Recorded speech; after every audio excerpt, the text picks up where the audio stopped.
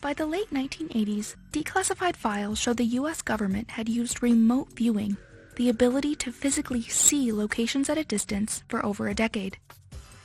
When browsing through CIA archives, we found something that made us do a double take. The apparent discovery of 3 extraterrestrial bases by an intelligence analyst. The obscure handwritten document, subclassified Sunstreak, under purview of the DoD's Defense Intelligence Agency, describes secret, underground facilities. One is reported beneath Mount Hayes, Alaska. Despite its status as the highest mountain in the state's eastern range, Hayes is rarely climbed due to its remoteness and inaccessibility. It's also at the epicenter of what locals call the Alaska Triangle, a hotspot for reports of unexplained lights, vanishing hikers, and even diminutive beings living in the wilderness. On February 9, North American Aerospace Defense Command detected an object on ground radar and further investigated and identified the object using fighter aircraft. The object was flying at an altitude of 40,000 feet and posed a reasonable threat to the safety of civilian flight.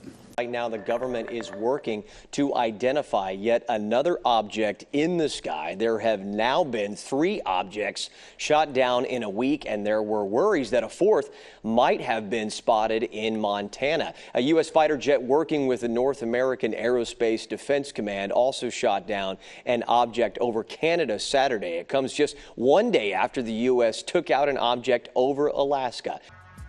So, what exactly did the U.S. government discover?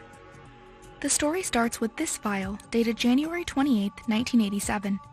Remote viewer MR, possibly Mel Riley, a veteran of the unit. The session lasted 82 minutes and discussed personnel-associated ET bases. So far have run into 3 types of entities associated with bases at various locations within the solar system, the report writes. Mount Hayes. There appear to be 2 types of entities associated with this site. Those located outside the structure were accomplishing some sort of routine task, unable to make contact with them or gain information of any sort. The Black Pyramid. It's a story, it started in the 1990s, of a pyramid buried underground near Mount Denali, which is formerly Mount McKinley, that is supposed to be twice the size of the Great Pyramid of Giza.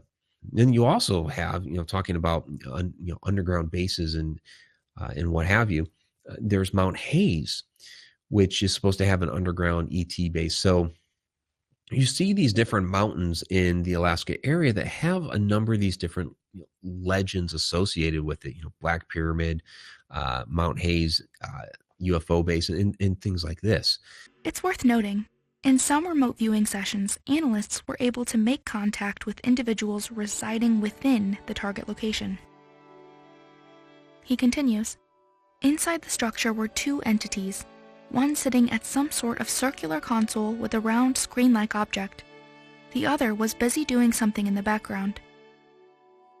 The entity at the console appeared to be human in form, but lacked definitive facial features. MR did make contact with him. Quote, he seemed friendly enough and invited me to observe his actions at the console. Notes showed the base had a color palette of dark blue, black, and brown, with some orange-yellowish dirt. He writes it felt like being at the bottom of a canyon looking up at rough natural rock. MR adds that it is dark, spacious, and made of old stone. He noticed a strange sensation on his hand, like it was being energized somehow. The session next moves to South America or Africa. He can't quite tell. But he notes 2 kinds of entities are here too. The first had a very large round-shaped head on a slender neck, very unhuman in appearance, almost robot-like, unable to make any contact. So, the obvious question is, what is going on here? It appears the project, back when it was under control of the Army and called Scanate, first became aware of the possibility of underground bases. Skip Atwater, founder of the unit, writes on his website, Pat Price unofficially remote viewed the secret locations and reported his findings to Scanate in the 70s. Price, like MR, described a base deep beneath Mount Hayes. He believed the entities in the facilities were human-looking, but had a different type of heart, lungs, and eyes. According to Atwater, the intelligence community attempted to corroborate Price's findings in the secretive Project 8200. CIA records do back some of this up. Price worked on Scan8 according to this now declassified report. And a retrospective analysis of Pat Price's observations was done in the late 1980s, this budget statement shows. There is no mention of Project 8200, that's unredacted at least, in the database. It appears the document we showed earlier, discussing entities under Mount Hayes, is the only such corroboration of Price's claims in the CIA's Stargate files. But Atwater does share more details of what Project 8200 analysts saw, now in the public domain. In February 1985, a viewer described a hollow mountain in a cold climate with electronic monitoring equipment and metallic ships which are very quick. The site was staffed by people who were thin, unemotional, cold, and had a programmed feeling. These beings were isolated and seemed to have a purpose of being there. They felt unearthly, he noted. That same day, another analyst did her own CRV session of the Alaskan mountain and noted something similar. Part of the internal structure was hollow, and it had unpleasant odors. A third analyst, who will remind you viewed this independently of the others, corroborates more. The region is desolate, he said, and the people working at the site were subdued. Box-shaped electronics and large, round objects that contained intense energies were seen. Project 8200 may have observed more, but only one more session is described by Atwater. A 1986 viewing of an impenetrable structure inside the mountain. The viewer noted it was like being inside NORAD at Cheyenne Mountain, and that there were caves with tunnels and a very large dome. He described a dark, shadowy entity sitting at a console. It's without doubt that remote viewers made these observations. But how accurate are they? Atwater's use of a double-blind study confirms Price's observations, and the Defense Intelligence Agency was clearly interested in them. However, there could be inaccuracies. Some session notes mention analytic overlay. A remote viewer gets this when they're obtaining information and the analytical mind interferes. A pyramid-shaped hill can remind an analyst of Egypt, for example, and confuse the vision. There's also the issue of vagueness. This is part of the reason the CIA says they canceled the program in 1995. Results weren't detailed enough for real-world intelligence. Still, the review did find a statistically significant effect in lab experiments. So, if you want to get out of the rabbit hole now, we understand. But is it possible something does exist if multiple trained intelligence officials are repeating the same thing? We found no silver bullet that proves these sessions, though we did find strange phenomenon that may add up to a deeper mystery here. The Alaska Triangle. In 1945, Ivan T. Sanderson, a Scottish biologist and cryptozoologist, published an article called The 12 Devil's Graveyards Around the World. In this article, he wrote of 12 equally spaced triangles on Earth's surface, where strange things would happen in high frequency. These triangles, known as vile vortices, are characterized by electric, electromagnet, and magnetic abnormalities. These anomalies are thought to be capable of everything from causing compasses and other electrical instruments to malfunction, to triggering confusion and hallucinations in people. Search and rescue workers have reported experiencing auditory hallucinations within the Alaskan Triangle while on their searches. They compare this sound to being similar of that of a swarm of bees. Some people even believe vile vortices to be portals to other realms, dimensions, or even worlds, explaining why ships and aircraft disappear without a trace. The main 12 vile vortices are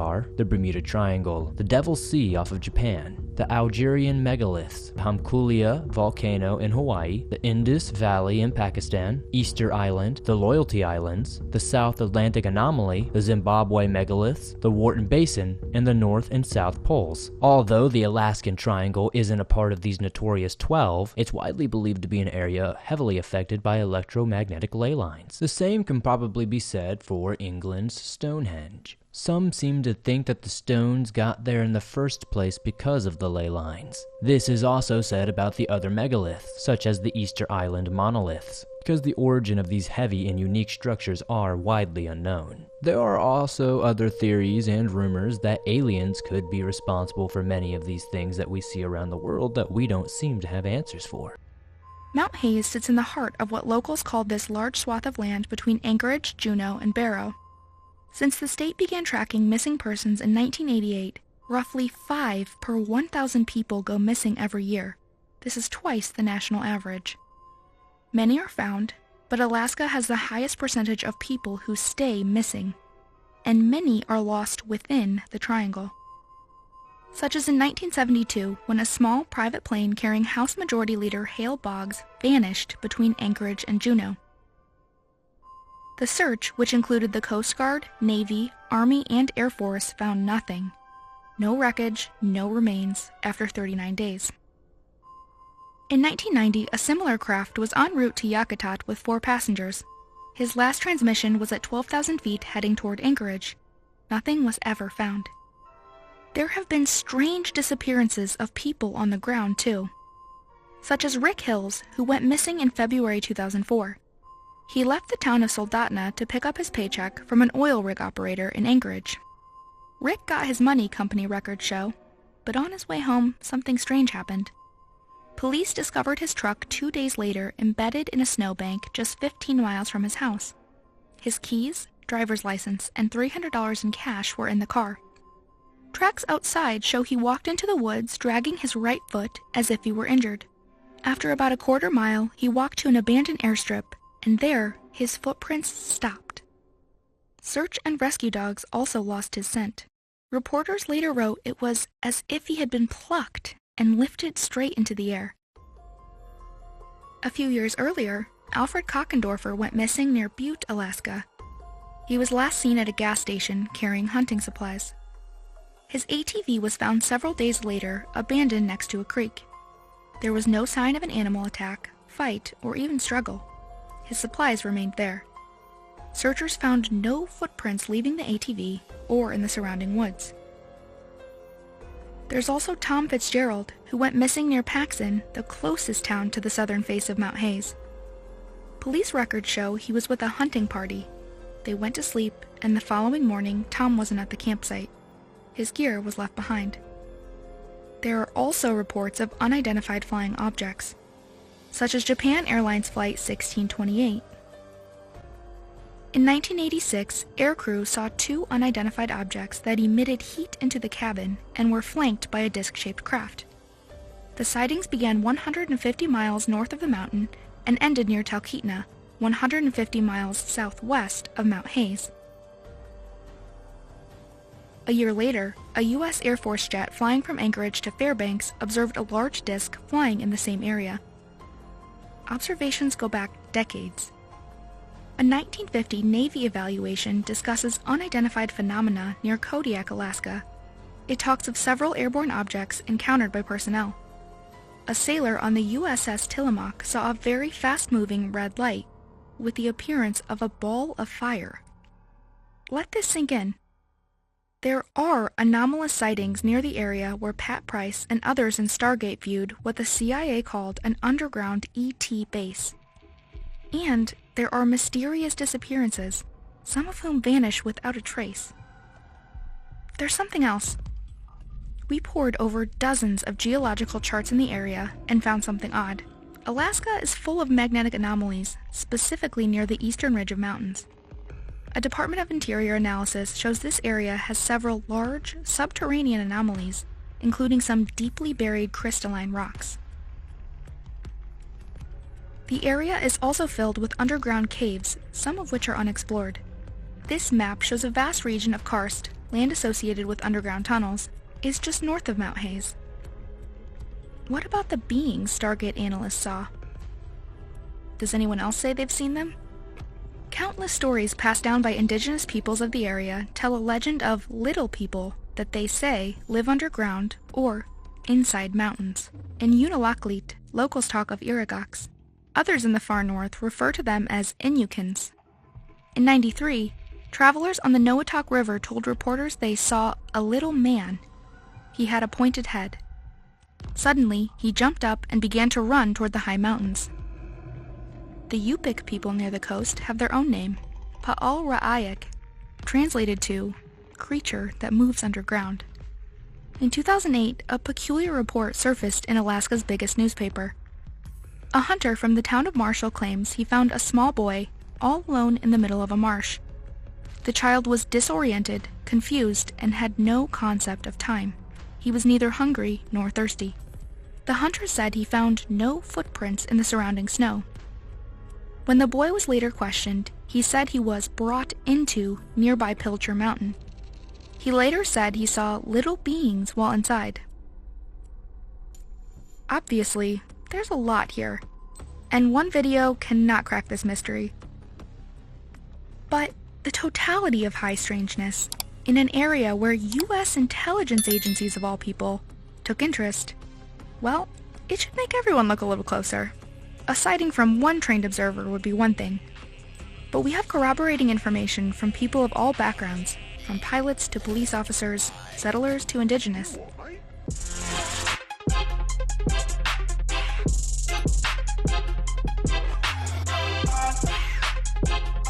Yeah.